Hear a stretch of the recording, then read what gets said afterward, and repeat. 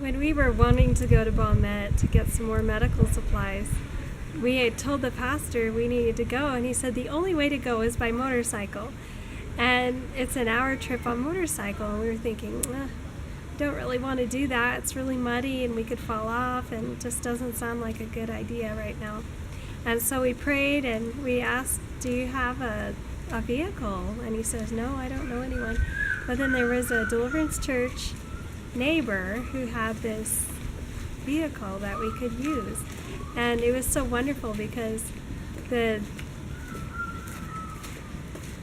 he was only asking a very small amount, and he was excited to take us. And then when we went for Bibles, he was just thrilled that he was able to carry all those Bibles in his vehicle. And then when we asked him, would you take us to Nairobi, he gladly agreed at half the price that we would normally have to pay to go to Nairobi. So that was a huge blessing for us that God provided for our needs.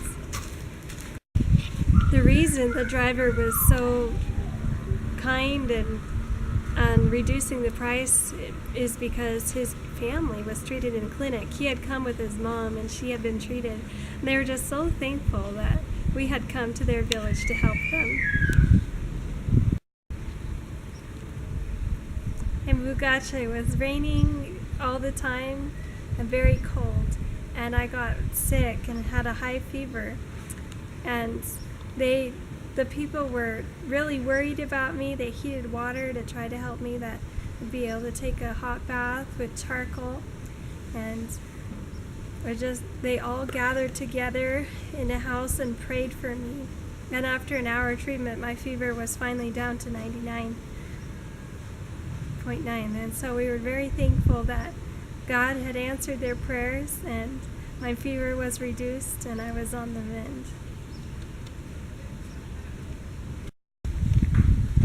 When we were in Bukacha, we had such wonderful hospitality. Caroline, the wife of one of the church elders, was such a blessing. She made sure we always had wonderful food to eat and hot water in the morning to take a bath. Now these people, it was not an easy task. They had to haul the water from the river for cleaning and different things, and the wood they had to haul on their backs. They had these donkeys that they would put these big jerry cans on and haul the water up to the house from the donkey. And then when we left, we were leaving, they said thank you, and that is such a wonderful thing, because in many places they don't say thank you. But these people had the Holy Spirit. They were thankful. They were saying that they really enjoyed, and they gave testimonies of how God had changed their lives and how they wanted to continue on sharing what they had learned. And they even gave something for my dad back home to say thank you for letting us come and work with them. And so it was really a neat thing to see how they interacted. They were helping in the meetings and doing their part to do God's work.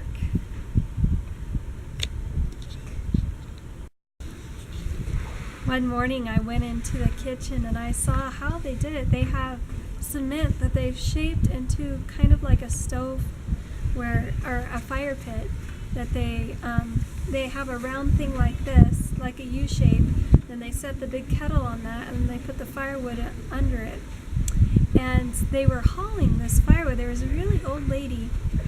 I could tell she was older, as she had the elongated ears that they did before that was stopped, that tradition of female circumcision.